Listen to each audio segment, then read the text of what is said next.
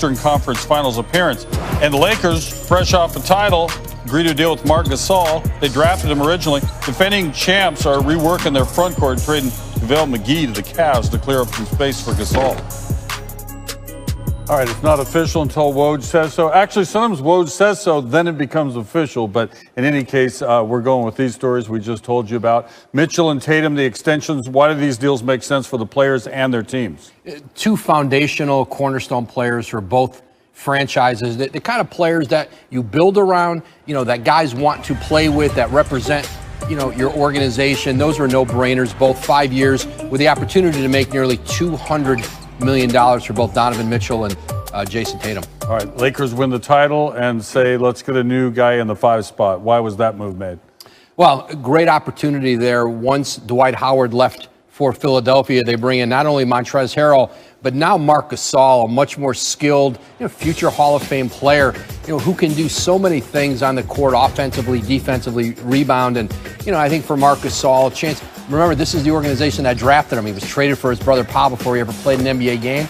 Now Pau's out living in Southern California. He'll be near his brother and have a chance now to win another NBA title. He won one with the Raptors. Woj using just one of his many phones. Thanks for joining us. Yet another NBA championship. The Lakers have already pretty much renovated that entire roster. They picked up the top 2 bench scorers in the NBA in Dennis Schroeder and Montrezl Harrell. Also improved their three-point shooting by adding Wesley Matthews to a team that ranked 21st in three-point percentage last season. And re-signing KCP to a new 3-year deal. Yeah, that should help in that area also. All right, to dig a little deeper into NBA free agency, we've got our front office insider Bobby Marks with us. And give Rob Pelinka and that front office in LA a lot of credit for what they've done for the team that's about to be defending a championship. But considering what they've done, what else can they do? Yeah, rarely do we see a team flip their roster over, right? Of course, they still have LeBron James and Anthony Davis, but Wes Matthews, Montrezl Harrell, and Kentavious Caldwell-Pope, of course, is back. Dennis Schroeder, they've added. Now, this is what they have left to do. They've got 4 roster spots. They only have the veteran minimum exception that's worth about $2.6 million. But here's the challenge. They are hard capped, so you need to fit those spots under that number, $6.5 million. The challenge becomes and here's a player that's being linked to them, is a player like Marc Gasol. To get Marc Gasol, it's got to be on the veteran minimum exception, unless you can try to work out a sign and trade, possibly for someone like JaVale McGee. The hard part is he only makes $4 million, so you've got to make the money work. But so far, this team has really reshaped itself. Best team in the West right now. Yeah, it'd be interesting if Gasol wants to go west and try to win a second NBA championship. All right, so let's talk about some of the another team, Bobby, that maybe he's not getting the attention it deserves based on what they've done with their roster. Yeah, that's the Portland Trail Blazers. That's a team that was just fighting to get into the playoffs last year, sneaks into the 8th seed. I've got them as a number 2 team in the Western Conference right now. Yes, they get an A+ for the offseason. I know we don't give trophies for the offseason. No, we do not. But they're getting it from me. And I think when we look at their roster, here's what they've been able to do. They've added Robert Covington from the Rockets. They've re-signed Rodney Hood. Of course, Damian Lillard, C.J. McCollum, and Yusuf Nurkic is back. But this is what I really like. Carmelo back for another year. Derek Jones from the Heat. Zach Collins returns. Enes Kanter. Harry Giles. And this is what I call them. I called it the $40 million club, right? Kanter and Covington in trades, free agents, Hood, Anthony Jones, and of course, Harry Giles. And where I see them, this is a top 4 team in the Western Conference. They're way up there in the Pacific Northwest. Oftentimes they kind of get overlooked, but you got to give Neil O'Shea credit for what they've done so far. And Bobby Marks said they're number 2 in the West right now. We'll see how that plays out throughout the season. Bob, appreciate it. Wojnarowski, a couple of all-star players have earned max contracts. We start in Boston, where Jason Tatum has agreed to a 5-year, $163 million extension with the Celtics. It includes a 30% escalator clause that could turn that guaranteed 163 into $195 million should Tatum make one of the 3 All-NBA teams. The 22-year-old averaged career highs of 23 points, 7 rebounds, and 3 assists last season. Celtics went to the Eastern Conference Finals for a second straight year. Also grabbing a max bag, Donovan Mitchell. The Jazz guard getting that same 5-year, $163 million extension. Again, that could balloon to $195 if he reaches All-NBA status. The 24-year-old averaged 24 points a game last season, and then he dropped 2 50-point games during Utah's 7-game series loss to Denver in this year's playoffs.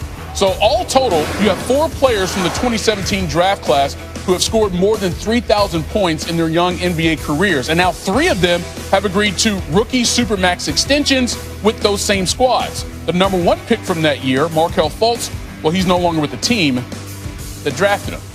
Well, with us, though, is the aforementioned Adrian Wojnarowski. And, what would I say to most NBA fans? They look at these deals, they felt like no-brainers for both the player and the squads. But let's start with Mitchell and the reason that he wanted to stay in Utah, and they were doing everything to keep him.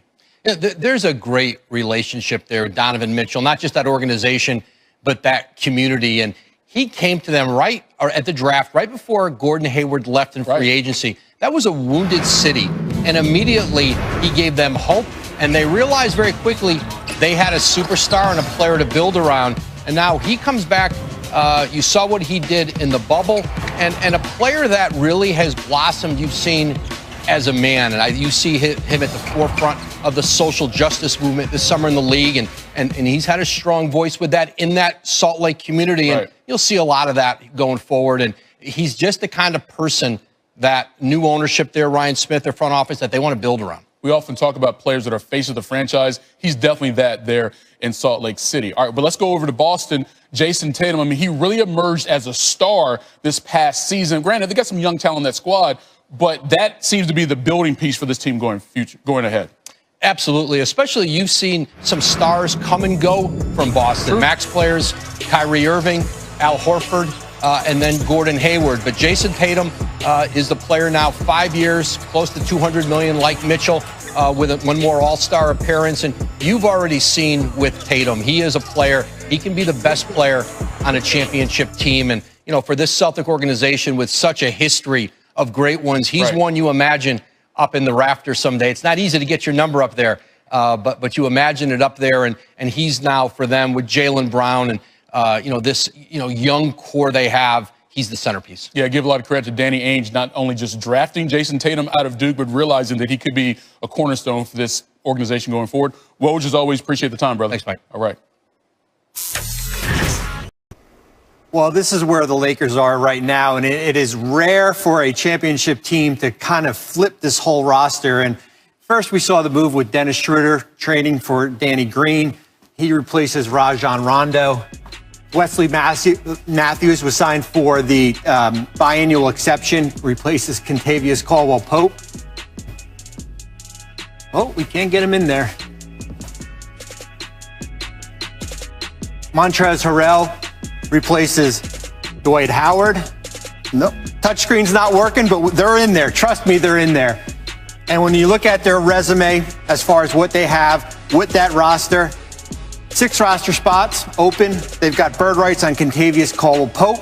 They still have the veteran minimum exception, and they're $14 million below the luxury tax. They still have some work to do here, but as you could see, this roster has totally flipped. The Montrezl Harrell signing, Wesley Matthews, Dennis Schroeder in the trade, and you still have, of course, LeBron James and Anthony Davis.